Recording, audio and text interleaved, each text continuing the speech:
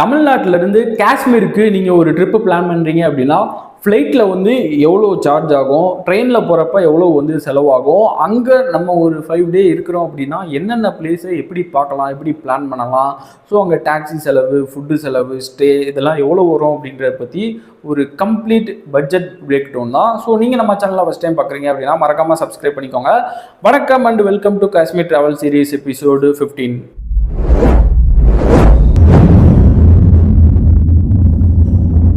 Okay, first வந்து பார்த்தீங்கன்னா நீங்கள் ஃப்ளைட்டில் இந்த காஷ்மீருக்கு நீங்கள் போகணும்னு பிளான் பண்ணுறீங்க அப்படின்னா 2-3 மாதத்துக்கு முன்னாடியே வந்து புக் பண்ணீங்க அப்படின்னா கண்டிப்பாக உங்களுக்கு ரிட்டர்ன் சேர்த்தே ஒரு 20,000 ரூபாக்குள்ளே கண்டிப்பாக வந்து முடிஞ்சிடும்.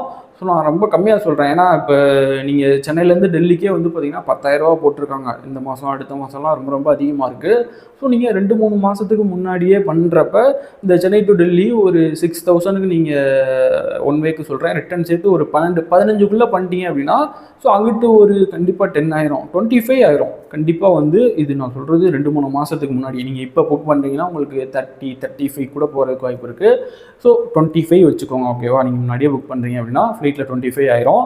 இதே இது நீங்கள் ஒரு ட்ரெயினில் ஸ்லீப்பரில் நீங்கள் போகிறீங்க அப்படின்னா எப்படி போகணும்னு நான் ஃபஸ்ட்டு வந்து சொல்லிடுறேன். நீங்கள் சென்னையிலேருந்து நியூ டெல்லி போயிட்டீங்க அப்படின்னா நியூ டெல்லியிலேருந்து நீங்கள் ஜம்மு தாவி வந்து போகணும். நீங்கள் வந்தே பாரத் நியூ டெல்லியிலேருந்து வந்தே பாரத்தில் வந்து போகிற மாதிரி ஒரு 9 hours ஜர்னின்னு வச்சுக்கோங்களேன். ஸோ அங்கேருந்து ஜம்மு தாவிலேருந்து ஸ்ரீநகருக்கு நீங்கள் வால்வோ பஸ் அவைலபிளாக இருக்கும், அப்படின்னா அங்கே கவர்மெண்ட் பஸ்ஸும் இருக்கும். அதுக்கு ஒரு 700ரூவாலேருந்து 1,200 வந்து சார்ஜ் ஆகும். ஸோ மொத்தம் நீங்கள் இந்த ஸ்லீப்பர்லேயே போகிறீங்க அப்படின்னா உங்களுக்கு ஒரு என்ன சொல்கிறது, நார்த்து சைடு ஸ்லீப்பர் வேணாம், நீங்கள் பாய்ஸ் கேங்காக இருக்கீங்கன்னா ஓகே, ஒரு 2,500 அவ்வளோதான் வந்து ஆகும். ஆனால் உங்களுக்கு டேஸ் வந்து 2 நாள் நீங்கள் ட்ராவல் பண்ணுற மாதிரி இருக்கும், ரிட்டர்ன் சேர்த்து 5 நாள் இதிலே போயிடும், அது மட்டும் பார்த்துக்கோங்க. இல்லை நீங்கள் ஒரு 3rd class ஏசியில் போகிறீங்க அப்படின்னா உங்களுக்கு செலவெல்லாம் ஒரு 6,000 ஆகும்.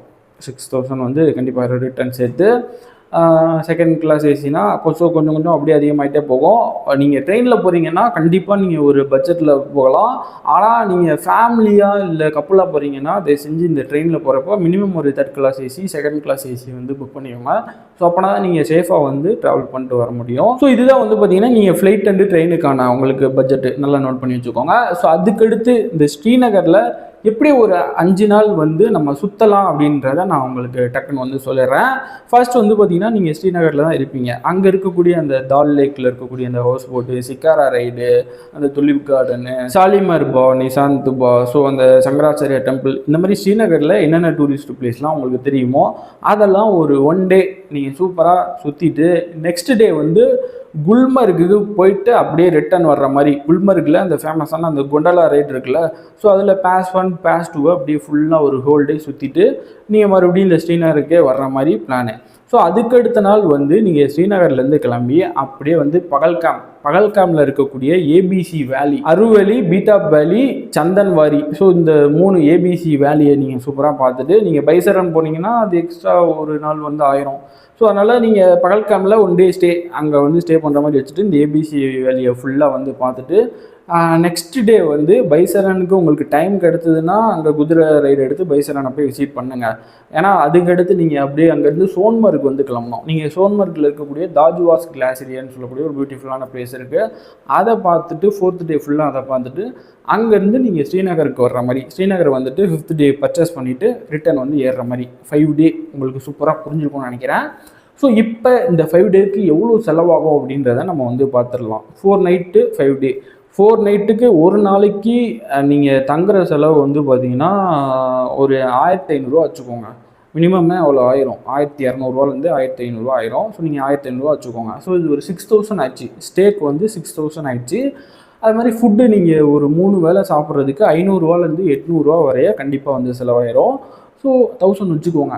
5 டேக்கு வந்து 1000னா எவ்வளோ ஆச்சு, 5,000 ஆயிடுச்சு, ஓகேவா? ஸோ இதெல்லாம் போக நீங்கள் ஃபேமிலி கப்பலாக இருக்கீங்கன்னா கண்டிப்பாக ஒரு ப்ரைவேட் டாக்ஸி தான் எடுத்து போகிற மாதிரி இருக்கும். நீங்கள் ப்ரைவேட் டாக்ஸி எடுத்து போகிறீங்க அப்படின்னா ஸ்ரீநகருக்கு ஒரு நாளைக்கு வந்து ஒரு 3,000 வச்சுக்கோங்க.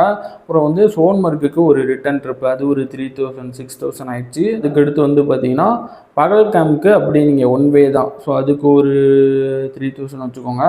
ஸோ அங்கேருந்து அதுக்கடுத்து நீங்கள் டிரான்ஸ்போர்ட் வந்து எங்கே தேவைப்படும், லோக்கலில் சுற்றுறதுக்கும் உங்களுக்கு வந்து கண்டிப்பாக தேவைப்படும். ஸோ அதுக்கு ஒரு 3000 வச்சுக்கோங்க. அங்கேருந்து நீங்கள் சோன்மர்க் போகணும். ஸோ அதுக்கு ஒரு 3000. சோன்மர்க்லேருந்து ஸ்ரீநகர் வரணும். நீங்கள் கப்புள் ஃபேமிலியாக போகிறப்போ உங்களுக்கு இந்த டாக்ஸி காஸ்ட் வந்து கொஞ்சம் இதுவே உங்களுக்கு 30,000 ₹5 வச்சுக்கோங்களேன். ஆனால் 4-5 பேர் போகிறீங்க அப்படின்னா அது அப்படியே உங்களுக்கு டிவைடட் பை 6ன்னு போடுறப்ப ஒரு நாளைக்கு என்னது ஒருத்தருக்கு ஒரு 5,000 அந்த ரேஞ்சு தான் வரும் இவ்வளோ இடத்த நீங்கள் சுற்றுறப்ப. ஆனால் இதை விட பட்ஜெட் ஃப்ரெண்ட்லியாக நீங்கள் போகணும் அப்படின்னா ஷேர்டு டாக்ஸி வந்து உங்களுக்கு ஸ்ரீநகரில் வந்து அவைலபிளாக இருக்கும். ஸோ நீங்கள் அந்த ஷேர்டு டாக்ஸியில் வந்து அங்கே இருக்கக்கூடிய லோக்கல் பிளேஸை வந்து சூப்பராக சுற்றிடலாம். ஸோ அதே மாதிரியே நீங்கள் ஷேர்டு டாக்ஸியில் வந்து இந்த குல்மர்குக்கு வந்து போயிட்டு வந்துடலாம். பகல்காமுக்கு நீங்கள் ஷேர்டு டாக்ஸியில் வந்து போயிட்டு வந்துடலாம்.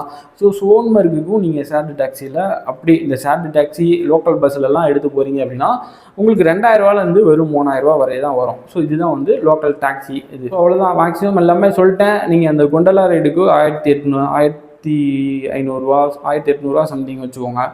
ஸோ அவ்வளோதான், வேறு எதுவும் பெருசாக நீங்கள் ஷாப்பிங் பண்ணுறீங்க அப்படின்னா தான் அதுக்கு வந்து செலவாகும். அது மாதிரி நீங்கள் ஸ்ரீநகரில் இருக்கக்கூடிய நான் ஹவுஸ் போட் இருக்குல்ல, ஸோ அதுக்கு தனி ப்ரைஸு. அதில் ஒரு 1 நைட் ஸ்டே பண்ணிங்கன்னா 2500 அந்த மாதிரி வரும். இப்போ நீங்கள் ஒரு ஃப்ரெண்டு கேங் 4-5 பேர் போகிறீங்க, ஃப்ளைட்டில் போகிறீங்க அப்படின்னா எவ்வளோ பட்ஜெட் டோட்டலாக வரணும்னு பார்த்துருவோமா? ஸோ இது ஒரு 25 ஸ்டே ஒரு 6000 சொன்னோன்னா, ஸோ 31 ஃபுட்டு ஒன்று 5000. ஸோ 36 லோக்கல் டாக்ஸி ஒரு 5000 வச்சுக்கோங்க. ஸோ 41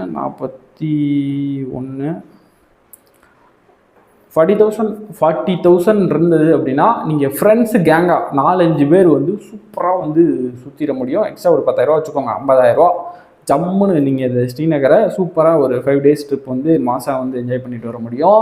ஆனால் நீங்கள் ஒரு பட்ஜெட்டில் என்ன சொல்கிறது, ஒரு ட்ரெயின்லேயே போகிறீங்க அப்படின்னா இதில் ட்ரெயின்லேயே போகிறீங்கன்னா ஒரு 10,000 கம்மி பண்ணிக்கோங்க. ஒரு 30,000லேயே நீங்கள் சூப்பராக வந்து போயிட்டு வந்துட முடியும். ட்ரெயின்லேயே போகிறீங்கன்னா சொல்கிறேன், ஸ்லீப்பர் அப்படின்னா 3rd class AC.